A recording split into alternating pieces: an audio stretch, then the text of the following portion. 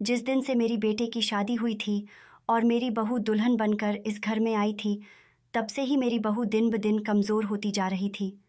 मैं बहुत परेशान थी क्योंकि डॉक्टर से मैंने सभी टेस्ट करवाए थे, लेकिन रिपोर्ट नॉर्मल ही आई थी। मुझे कुछ समझ नहीं आ रहा था कि आखिर मेरी बहू दिन ब दिन कमज़ोर क्यों होती जा रही है। परेशान होकर मैं अपनी बहू को बहुत ही अच्छे और पहुँचे हुए बाबाओं के पास लेकर जाने लगी। मुझे लगा कि कहीं मेरी बहू पर कोई बुरा साया या बुरी नज़र ना पड़ गई हो, लेकिन उससे भी कोई फ़र्क नहीं पड़ा था। मेरी बहू की हालत सुधरने का नाम नहीं ले रही थी। मेरा नाम कविता है। मेरा एक ही बेटा है। मेरा मिडिल क्लास फैमिली से ताल्लुक़ है। मैंने दिन रात मेहनत करके अपने बेटे को पढ़ाया लिखाया। मेरा बेटा अपना कारोबार करने लगा। वह कोशिश करता, लेकिन उसका कोई कारोबार ज़्यादा दिन तक टिक नहीं पाता। मैं भी अब मायूस होने लगी थी। मेरा बेटा तो दिन रात उदास रहने लगा था, लेकिन मैंने उसे समझाया कि अमित ऐसे हिम्मत नहीं हारते। ऊपर वाला पर भरोसा रखो। एक दिन वह तुम्हें तुम्हारी मेहनत का फल ज़रूर देगा। और मेरी इसी बात को मानकर मेरा बेटा लगातार मेहनत किए जा रहा था। मेरे बेटे ने हिम्मत नहीं हारी और अपनी मेहनत जारी रखा। एक दिन मैं अपनी बहन के घर जा रही थी कि तभी मैं एक सुनसान जगह से गुजरी। चारों तरफ आस पास कोई भी नज़र नहीं आ रहा था। इतनी सुनसान जगह पर मेरा दिल घबराने लगा कि तभी मुझे वहाँ किसी के रोने की आवाज़ सुनाई दी थी। मैं एकदम से घबरा गई, लेकिन मैंने देखा कि एक लड़की जिसकी उम्र यहीं कोई 19-20 साल की रही होगी, अपना चेहरा घुटनों में छुपाए सिसक सिसक कर रो रही थी। मेरा दिल घबराने लगा। आखिर सुनसान जगह पर एक अकेली लड़की क्या कर रही है? पहले तो मैंने सोचा कहीं कोई पागल तो नहीं, लेकिन फिर भी इंसानियत के नाते मैं उसके पास गई। उसको इस वीरान जगह में छोड़कर जाने का मेरा मन नहीं हुआ। मैं उसके पास गई और उसे आवाज़ देकर बोली, बेटी, रात के समय तुम इस वीरान जगह में क्या कर रही हो? मेरी बात पर उसके शरीर में कुछ हलचल हुई। उस लड़की ने अपना चेहरा ऊपर उठाया और बहुत ज़ोर ज़ोर से रोने लगी। बहुत ही प्यारी सी मासूम सी बच्ची थी। मैंने उसे चुप करवाने की कोशिश की और उससे उसकी इस हालत की वजह पूछने लगी। उस लड़की पर मुझे बहुत रहम आ रही थी, जो रात के इस समय अकेली कितनी सुनसान जगह पर बैठी हुई थी। मैंने उसे उसके घर वालों के बारे में पूछा तो वह रोते हुए बोलने लगी, मेरा नाम राधिका है। मैं गांव से संबंध रखती हूँ। मेरे माता पिता ने मुझे घर से निकाल दिया है। मैंने हैरान होकर पूछा, फिर तुम्हारे माता पिता ने तुम्हें घर से क्यों निकाला? मेरी बात सुनकर वह और भी रोने लगी। कहने लगी कि मेरे माँ बाप एक बूढ़े आदमी से मेरी शादी करना चाहते थे। मेरे पापा ने एक बूढ़े आदमी से कर्ज ले रखा था, जिसके बदले अब वह मेरा सौदा करना चाहते थे। मैंने अपने मम्मी पापा के पैर पकड़ लिए कि मुझे इस नर्क में मत धकेलो। मैं उस बूढ़े आदमी के साथ खुश नहीं रह पाऊंगी। इससे तो अच्छा आप मेरा गला दबा दें। लेकिन उन्होंने मेरी एक ना सुनी। उन्हें मेरे आंसुओं पर भी दया नहीं आई। जब मैंने उनकी बात नहीं मानी और मैं ज़िद पर अड़ गई कि मैं उस बूढ़े से शादी नहीं करूंगी, तो फिर उन्होंने मुझे घर से निकाल दिया। वह लड़की अपने ऊपर बीते हुए अत्याचार और दर्द मुझे सुना रही थी और फिर आखिर में सिसकियां ले लेकर रोने लगी। मैंने उसे अपने सीने से लगा लिया और तसल्ली दी कि बेटा, ऊपर वाला तुम्हारे माँ बाप को अक्ल दे। चलो मेरे साथ, मैं तुम्हें तुम्हारे माँ बाप के पास ले जाऊंगी और उनको समझा दूंगी कि हर समय एक सा नहीं रहता। ऐसे में अपनी बेटी की कुर्बानी मत दो, कोई दूसरा रास्ता निकालो। और फिर इस तरह जवान बेटी को घर से निकालना कोई हल नहीं, बल्कि और भी ज़्यादा मुसीबत को बुलावा देना होता है। रात ज़्यादा हो चुकी थी, इसलिए इस समय मैं उसे लेकर गांव नहीं जा सकती थी। मैंने राधिका का हाथ पकड़ा और उसे अपनी बहन के घर ले आई। मेरी बहन ने उसके बारे में पूछा तो मैंने उसे राधिका की सुनाई हुई कहानी सुना दी थी। उस लड़की पर दुख भरी नज़र डालकर बोली, पता नहीं दुनिया में कैसे कैसे लोग होते हैं। मुझे तो विश्वास ही नहीं होता कि दुनिया में ऐसे माँ बाप भी होते हैं जो अपनी जवान बेटी को रात के समय घर से निकाल देते हैं। उन्हें अपनी इज्जत का भी ख्याल नहीं होता। मेरी बहन ने उस लड़की को दया भरी नज़रों से देखा। मेरी कोई बेटी नहीं थी। मुझे राधिका को देखकर बहुत ज़्यादा दुख हुआ। पूरी रात हमने अपनी बहन के घर गुजारी। मेरी बहन ने मुझे और राधिका को खाना वाना खिलाया। खाना खाकर हम सो गए। अगली सुबह उसके बताए गए पते पर मैं उसे लेकर पहुंची और दरवाज़ा खटखटाया, लेकिन दरवाज़ा एक नौजवान लड़के ने खोला था। राधिका उसे देखते ही मेरे पीछे छुप गई। मैंने राधिका से पूछा, क्या यह लड़का तुम्हारा भाई है? तो राधिका ने ना में सिर हिला दिया। कहने लगी, मैं इस लड़के को नहीं जानती। फिर आगे बढ़कर उस लड़के से अपने माँ बाप के बारे में पूछने लगी। उस लड़के ने हमें बताया कि वह तो कल ही गांव छोड़कर जा चुके हैं। ये मकान हमने ख़रीद लिया है और अब से यह मकान हमारा है। उस लड़के की बात सुनकर राधिका अब और भी ज़्यादा दुखी हो गई थी। उसकी आंखों से आंसू बहने लगे। मैं भी इस किस्मत की हेरा फेरी पर हैरान थी। आखिर ऊपर वाला को क्या मंजूर था? मुझे कुछ समझ नहीं आ रहा था। इतनी प्यारी बच्ची के साथ कोई ऐसा कैसे कर सकता है? मैं अपने दिल में उसके माता पिता की गंदी सोच पर हैरान होती हुई राधिका को अपने घर ही ले आई। मैं उसे इस तरह बेसहारा नहीं छोड़ सकती। यह मेरे ज़मीर ने गवारा नहीं किया। मैं उसे लेकर अपने घर आ गई। मेरे साथ राधिका को देखकर मेरा बेटा बहुत ज़्यादा हैरान हुआ और उसने मुझसे सवालिया नज़रों से राधिका के बारे में पूछा। मैंने उसे बताया कि फ़िलहाल तो यह लड़की हमारे साथ ही रहेगी। मेरे मुंह से इतना सुनना था कि उसके चेहरे पर गुस्सा उभर आया और वह अपने छोटे से कमरे की तरफ जाने लगा। मेरा घर ज़्यादा बड़ा नहीं था। मैंने राधिका को अपने कमरे में बिठाया और अमित के कमरे में चली आई, जहां अमित बहुत ही गुस्से से अपनी चीज़ें उलट पुलट कर रहा था। मैंने एक गहरी सांस भरी। मैं जानती थी कि अमित को लड़कियों से पता नहीं क्यों इतनी ज़्यादा चिढ़ थी। अपने आप में रहने वाला इंसान था, लड़कियों से दूर भागता था। मैं अमित के पास बैठ गई और उसे समझाने लगी। बेटा, ऐसा क्यों कर रहे हो? मेरी बात सुनकर अमित ने कहा, मम्मी, यह लड़की कौन है जिसे आप हमारे घर ले आए हैं? मैंने उसकी बात सुनी और बोली, बेटा, वह बेसहारा लड़की है, उसके माँ बाप नहीं हैं, इसीलिए मैं उसे यहाँ ले आई। मेरी बात सुनकर अमित उठकर खड़ा हो गया और जाने लगा, तो मैंने उसका हाथ पकड़ लिया।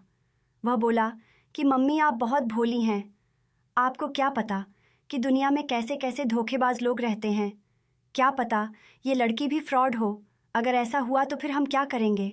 कहाँ जाएंगे? अभी तो हमारे हालात वैसे भी मुश्किल से गुजर रहे हैं। कितनी मेहनत करनी पड़ती है, तब कहीं जाकर घर का खर्चा चलता है। ऐसे में एक नई मुसीबत आपने लाकर सर पर बिठा दी। मैं किसी भी नई मुसीबत में पड़ना नहीं चाहता। मैंने उसे समझाया कि बेटा, यह लड़की बहुत मासूम है, चेहरे से तो बिल्कुल भी फ्रॉड नहीं लगती, और अगर कुछ गलत होगा तो देखा जाएगा, ऊपर वाला हमारे साथ है। मेरा बेटा तब भी नहीं मान रहा था। आखिर मैंने उसे अपनी कसम दी, तब जाकर उसने राधिका को घर में रहने की हामी भरी। अब मैं थोड़ा सुकून से थी कि कम से कम राधिका को एक सहारा मिल गया था। अगर वह ऐसे ही बेसहारा गलियों में घूमती रहती तो फिर उसके लिए बिल्कुल भी ठीक नहीं होता। आज के समय में तो इंसान नहीं, भेड़िया बसते हैं जो अकेली लड़की को नोच खाने के लिए तैयार रहते हैं। तो ऐसे हालात में मैं उसे सड़क पर अकेला कैसे छोड़ सकती थी? जो कुछ भी होगा ऊपर वाला अच्छा ही करेगा। लेकिन कहते हैं ना, किस्मत का कुछ पता नहीं कब बदल जाए। धीरे धीरे दिन गुजरने लगे थे। राधिका को मेरे पास आए 1 महीने हो गए थे। वह मेरे साथ मेरे काम में हाथ बटाती और मेरी खूब सेवा करती थी। मुझे तो जैसे ऊपर वाला ने एक बेटी दे दी थी।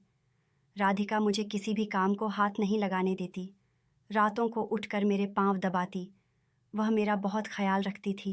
कहती, अगर आप मुझे सहारा नहीं देती तो मैं कहाँ जाती? आप तो मेरी सब कुछ है। मैं आपकी जितनी सेवा करूं उतनी ही कम है। वह मेरा इतना ख्याल रखती कि कभी कभी तो मुझे अपने आप पर ही गर्व होने लगता कि पता नहीं मैंने कौन से ऐसे अच्छे काम किए थे जो मुझे ऊपर वाला ने राधिका के रूप में एक बेटी दे दी थी। राधिका मेरे घर में बहुत खुश थी। राधिका को खुश देखकर मैं भी खुश थी। लेकिन मैं अपने बेटे अमित के लिए परेशान भी थी। वह राधिका से पहले की तरह चिढ़ता तो नहीं था, लेकिन राधिका फिर भी उसके सामने आने से बचती थी। बहुत ज़रूरी काम होता तभी उसके सामने जाती, नहीं तो अमित के घर में आते ही वह इधर उधर हो जाती थी। मैंने बहुत कोशिश की कि वह अमित का डर अपने दिल से निकाल दे। अमित मेरा बेटा है और बहुत ही अच्छा लड़का है, लेकिन पता नहीं राधिका को क्या हो गया था कि वह अमित के सामने से हमेशा बचती थी। उसके यहाँ आने के बाद मैंने एक चीज़ पर गौर किया था कि राधिका अब अमित को बुरी नहीं लगती थी। मैंने अमित की आंखों में अब राधिका के लिए प्यार देखी थी। वैसे तो मेरा बेटा लड़कियों से दूर भागता था और मेरे दिल को यही डर सताता था कि पता नहीं मेरा बेटा शादी भी करेगा या नहीं। अमित मेरा इकलौता बेटा था। अगर वह शादी नहीं करता तो फिर मेरा तो पूरा वंश ही खत्म हो जाता, और फिर मेरे बाद तो मेरे बेटे का ध्यान रखने वाला भी कोई नहीं था। जब मैंने अमित की आंखों में राधिका के लिए प्यार देखा तो मेरे दिल में ख्याल आया कि यही अच्छा मौका है अमित को रास्ते पर लाने का। लेकिन मैं डायरेक्ट तो अमित से बात नहीं कर सकती थी। अमित के दिल का हाल जानने के लिए मैंने अपने मोहल्ले की एक रिश्ते कराने वाली से राधिका के रिश्ते की बात चलाने को कहा। उसने मेरे कहने के अनुसार मेरे घर राधिका का रिश्ते लेकर भेज दिया। रिश्ते वालों को राधिका पसंद आ गई थी। उन्होंने तो यह भी कहा कि हम अभी राधिका को अंगूठी पहना देते हैं और राधिका को अपनी बहू घोषित कर देते हैं। लेकिन मैंने ही उन लोगों को रोक दिया। अब लोग अगले हफ्ते आने का बोलकर चले गए।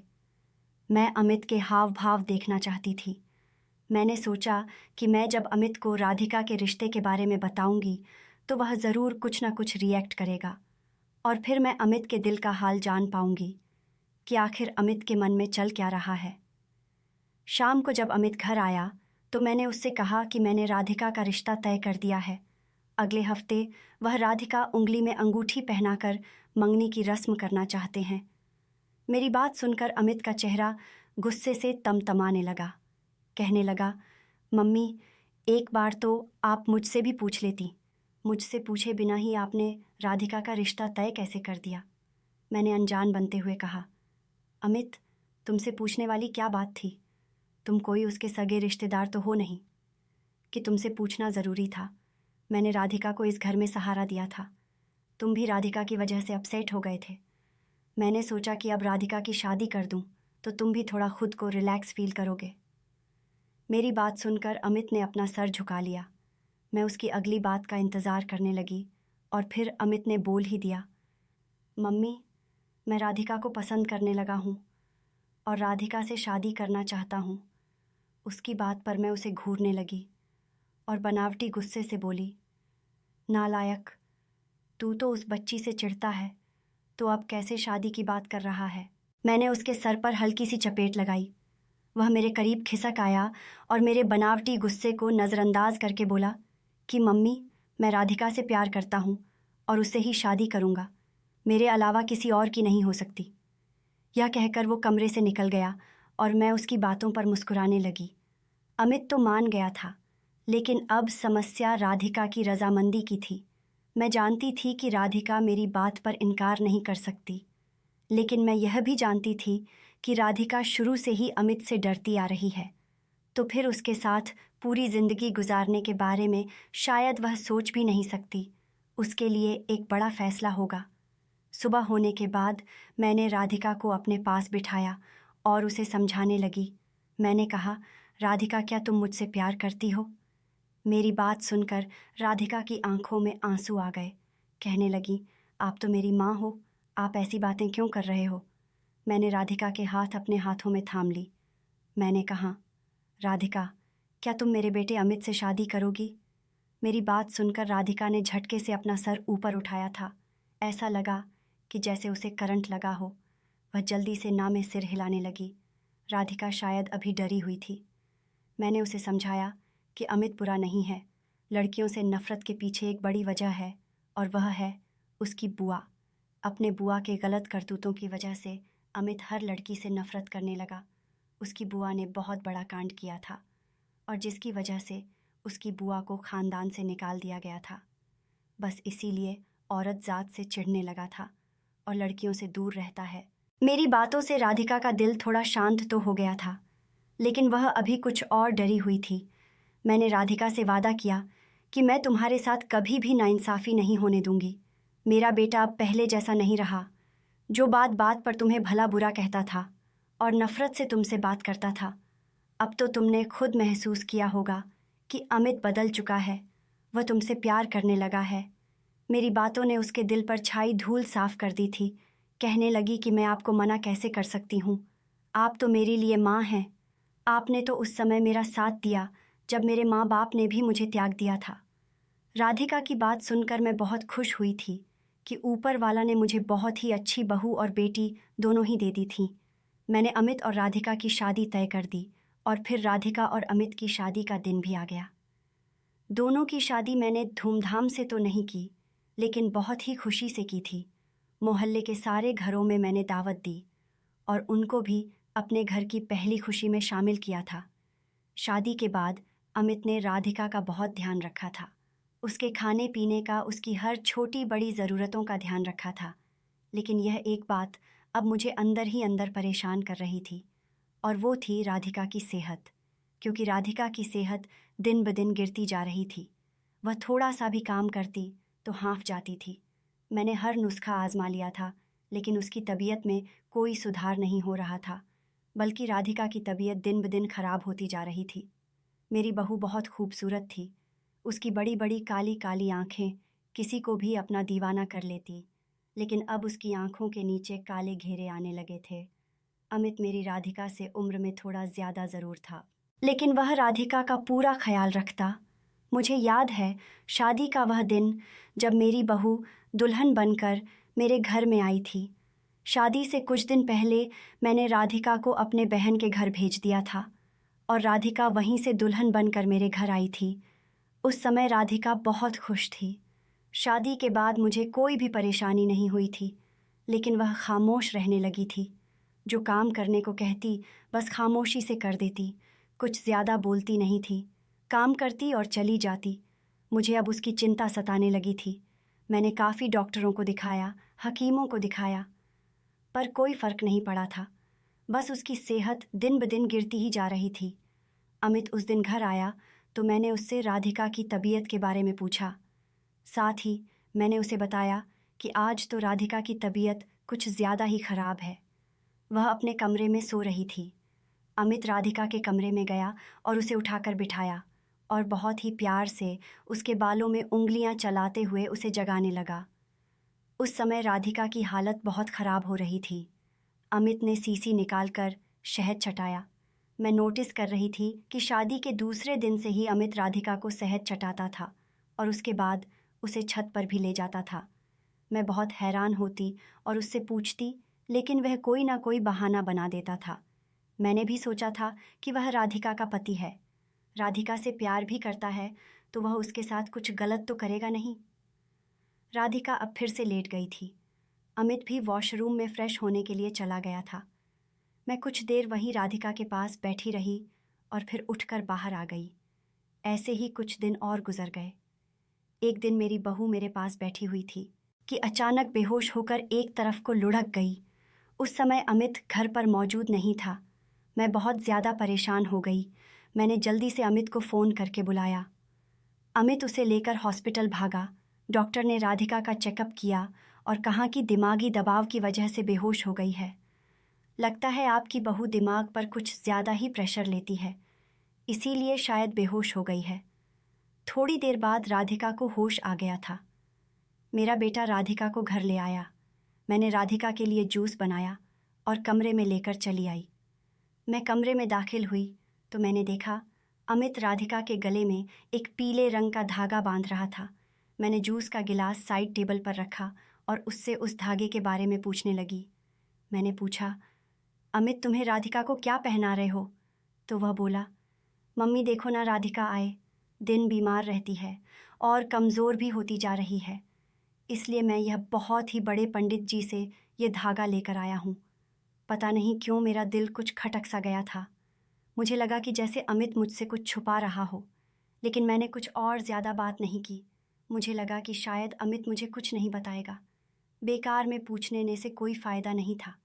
मैं राधिका के सिरहाने बैठी उसका सर सहलाती रही। मैंने तमाम बुरे ख्यालों को अपने दिल से और दिमाग से निकाल दिया और राधिका की अच्छी सेहत के लिए ऊपर वाला से प्रार्थना करती रही। अगले दिन तक राधिका की तबीयत कुछ अच्छी हो गई थी। दोपहर के बाद मैं बाहर आई तो देखा अमित दाल वाला शोपर लेकर बाहर जा रहा था। यह अमित का अब रूटीन बन गया था।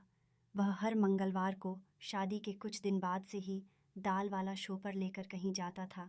मैं कई बार उससे पूछ चुकी थी कि अमित तुम यह दाल लेकर कहाँ जाते हो? तो वह कहता कि मम्मी बस किसी को ज़रूरत है तो मैं ज़रूरतमंद की मदद करता हूँ। अमित की ऐसे ही हरकतें मुझे सोचने पर मजबूर कर रहे थे कि कहीं वो कुछ गलत तो नहीं कर रहा है। आज रविवार का दिन था। अमित घर पर ही था। रात के समय मैं किचन से निकल रही थी कि मैंने देखा अमित राधिका को लिए छत पर जा रहा था। मुझे कुछ गलत होने का इशारा किया। मैं भी फ़ौरन उसके पीछे सीढ़ियाँ चढ़ने लगी। जैसे ही मैं छत पर पहुंची और जो सामने का दृश्य देखा तो ऐसा लगा कि जैसे किसी ने मेरे शरीर से जान खींच ली हो। अमित ने राधिका को एक गोल घेरे के अंदर लिटा दिया था, लेकिन यह देखकर तो मैं और भी ज़्यादा कांप गई थी कि राधिका होश में नहीं थी, वह बेहोश थी। राधिका गोल घेरे के अंदर लेटी हुई थी। अमित ने उसके माथे पर ना जाने क्या क्या लपेट रखा था और उसके सामने बैठा कुछ बड़बड़ा रहा था। अमित ने मन ही मन कुछ पढ़कर राधिका के ऊपर फूंका और देखते ही देखते राधिका का पूरा शरीर झटके खाने लगा था। ये सब देखकर जोर से मेरी चीख निकल गई। मेरी चीख पर अमित के ने मेरी तरफ देखा तो उसका चेहरा सफ़ेद पड़ गया। उसने कहा, सोचा नहीं था कि ऐसा कुछ होगा। मैं उसके सामने आई और ज़ोर से एक थप्पड़ उसके मुंह पर दे मारा। उस वक्त मुझे अमित अपने होश में नहीं लग रहा था। अजीब पागल सा लग रहा था। फिर मैंने उसके बाद उसके मुंह पर थप्पड़ों की बारिश कर दी है। वह भी बिना कुछ बोले खड़ा रहा।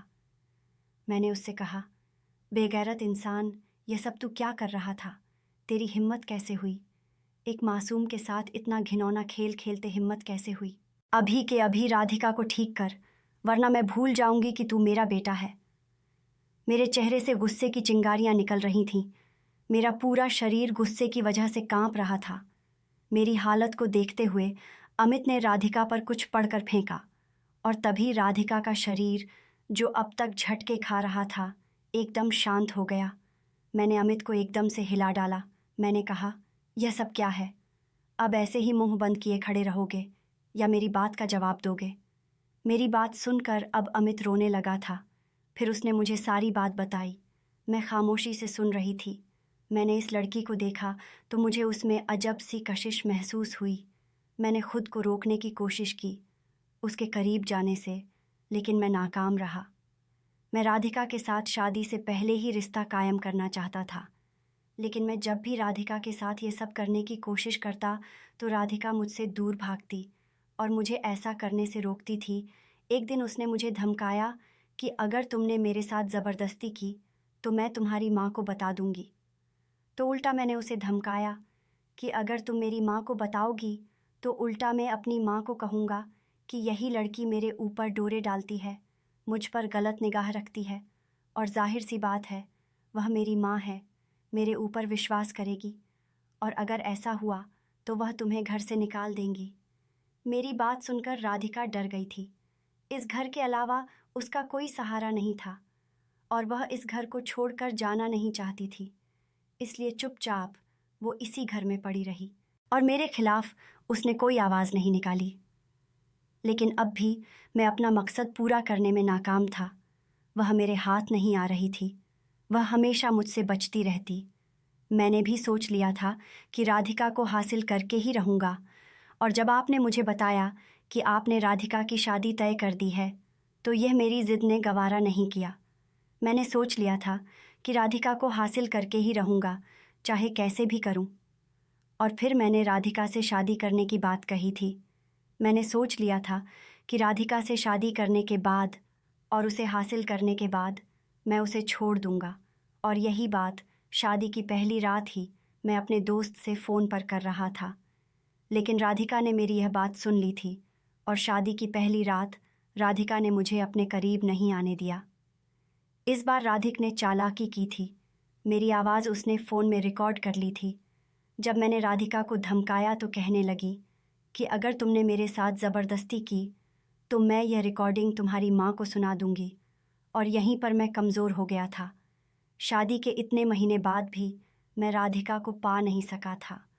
राधिका मुझे समझाने की कोशिश करती थी, अब हमारी शादी हो चुकी है, मेरी खातिर ना सही तो अपनी माँ की खातिर भी इस रिश्ते को पूरी ईमानदारी के साथ निभाओ। लेकिन मुझे राधिका की बात से कोई फ़र्क नहीं पड़ता था। मैंने तो जो सोच लिया था उसे पूरा करना ही मेरा मकसद था। लेकिन राधिका अब दिन बा दिन मेरे लिए ज़िद बनती जा रही थी। मैं चाहता तो राधिका को ज़बरदस्ती हासिल कर सकता था, लेकिन अब मैंने सोच लिया था कि राधिका खुद मुझे सौंपेगी और मैं उससे ऐसा करवा कर रहूँगा। और फिर मैंने एक बाबा की मदद ली। उस बाबा के बताए हुए सारे काम मैं करने लगा। वह शहद भी उन्हीं बाबा ने दिया था कि यह रोज़ अपनी पत्नी को चटाया करना, रोज़ मंगलवार को एक पैकेट डाल श्मशान घाट में डाल दिया करना। मैं बाबा के बताए हुए सारे काम कर रहा था। ये सारे काम मुझे 40 दिन तक करने थे। 40 दिन के बाद राधिका खुद मेरे पैरों में गिरकर मुझे अपने आप को सौंप देती। लेकिन इससे पहले ही आपको मेरे बारे में सब कुछ पता चल गया। अमित के मुंह से यह भयानक सच्चाई सुनकर मेरा सर चकरा गया था। मुझे तो विश्वास ही नहीं हो रहा था कि अमित मेरा बेटा है। पता नहीं मैंने ऐसा कौन सा पाप किया था जो ऊपर वाला ने मुझे अमित जैसी औलाद दी थी। इससे तो अच्छा था कि मैं बेऔलाद ही रहती। मैंने एक ज़ोरदार थप्पड़ अमित के मुंह पर दे मारा। बेशर्म, तुझे शर्म नहीं आई? जिस बेसहारा लड़की को तेरी माँ ने सहारा दिया, उसे अपनी बेटी बनाया, तेरी ज़िंदगी में शामिल किया, तूने उसी लड़की की ज़िंदगी बर्बाद कर दी। मैं तुझे कभी माफ़ नहीं करूँगी।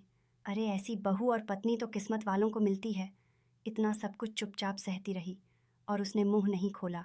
वह तुझे लाइन पर लाने की कोशिश करती रही और तू उसे बर्बाद करने पर तुला रहा। राधिका को अब कुछ कुछ होश आने लगा था। मैंने राधिका का हाथ पकड़ा और उसे नीचे कमरे में ले आई, उसे बेड पर बैठाया और मैंने उससे रो रो कर माफ़ी मांगी। राधिका को समझ आ गया कि मुझे सच्चाई की पता चल चुकी है, तो वह भी अब मेरे गले से लगकर फूट फूट कर रोने लगी थी। मैंने कहा, राधिका मुझे माफ़ कर दे। बेटा, मैंने तेरे साथ बहुत गलत किया। मैं तेरी गुनहगार हूँ। राधिका ने मेरे जुड़े हुए हाथ थाम लिए और रोते हुए बोली, नहीं माँ जी, आपने मेरे साथ गलत नहीं किया, बल्कि मेरी किस्मत ने ही मेरे साथ गलत किया है।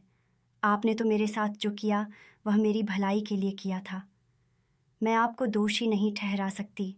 मेरी किस्मत में ना माँ बाप का प्यार था और ना शादी के बाद पति का प्यार मिला, लेकिन ऊपर वाला ने आपके रूप में मुझे माँ दी है और मैं आपको खोना नहीं चाहती थी। इसलिए मैं अमित के सारे जुल्मों को सहती रही। मुझे उम्मीद थी कि शायद अमित सही रास्ते पर आ जाएगा। मैं अमित के पास गई। मैंने कहा, अमित, तुझे ऊपर वाला की सौगंध है, तू अभी इसी वक्त मेरे घर से निकल जा। जिस दिन तुझे लगे कि तू मेरे बहू के काबिल हो गया है, तो उस दिन तेरे लिए घर के दरवाजे हमेशा के लिए खुले रहेंगे। लेकिन तुझे ऊपर वाला की सौगंध है, बुरे ख्याल के साथ इस घर में दाखिल हुआ तो तुझ पर ऊपर वाला का कहर टूटेगा। जब तक राधिका के काबिल खुद को न कर ले, इस घर में कदम मत रखना। अमित सर झुकाए घर से निकल गया। अब घर में मैं और मेरी बेटी राधिका रहते हैं। हम दोनों माँ बेटी ही एक दूसरे का सहारा है। राधिका ने एक नौकरी कर ली है। धीरे धीरे उसकी सेहत ठीक होने लगी, खुश भी रहने लगी थी। हम दोनों एक दूसरे के साथ बहुत खुश हैं। कभी कभी सोचती हूँ, क्या अमित वापस इस घर में आएगा? दिल के किसी कोने से आवाज़ आती है कि वह मेरा बेटा है और मेरी परवरिश इतनी बुरी नहीं कि अमित को सही राह पर ला सकूं। एक दिन अमित ज़रूर वापस आएगा और मेरी राधिका की ज़िंदगी खुशियों से भर जाएगी। मुझे अपने ऊपर वाला पर पूरा भरोसा है और उस दिन का इंतज़ार है जब अमित एक अच्छा पति और एक अच्छा बेटा बनकर इस घर में दाखिल होगा। दोस्तों, उम्मीद करती हूँ आपको हमारी कहानी पसंद आई होगी। कहानी पसंद आई है तो वीडियो को लाइक करें। चैनल पर नए हैं तो चैनल को सब्सक्राइब करें और हाँ, नोटिफिकेशन बेल को ज़रूर दबाएं ताकि अगली अपडेट सबसे पहले आपको मिले।